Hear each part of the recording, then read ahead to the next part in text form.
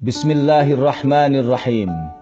Sahabat, sering kita mendengar kalimat ikhlas. Ikhlas itu ketika menyembunyikan amal soleh, sebagaimana menutup rapat keburukan. Ikhlas itu ketika meniatkan seluruh ibadah hanya untuk Allah, sehingga tidak bangga akan pujian dan tidak peduli pada kecaman. Ikhlas itu ketika dapat menolong sesama, namun tidak mengharap balasan. Ikhlas itu ketika mampu berbagi rezeki, meskipun dalam keadaan terhimpit. Ikhlas itu ketika rela mengalah dan merendahkan ego pribadi, agar tidak terjadi perselisihan.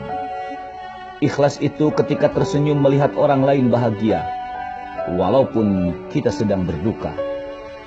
Ikhlas itu ketika harus melepaskan sesuatu demi kebaikan bersama, sekalipun kita yang terluka.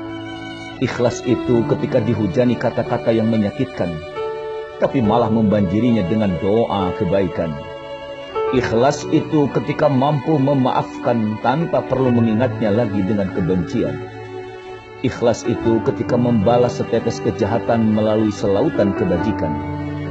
Ikhlas itu ketika menerima kenyataan bahwa takdir Allah adalah kehendak Allah, walau terkadang di awal tidak seperti yang diinginkan. Ya, ikhlas memang seperti surat Al-Ikhlas. Tidak ada kata-kata ikhlas pada ayatnya.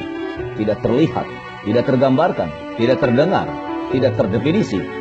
Karena ikhlas hanya akan terasa di lubuk hati seseorang yang berjaya memahaminya.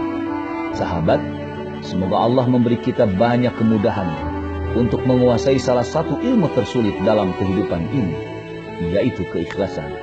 Terima kasih sahabat, semoga bermanfaat. Assalamualaikum warahmatullahi wabarakatuh.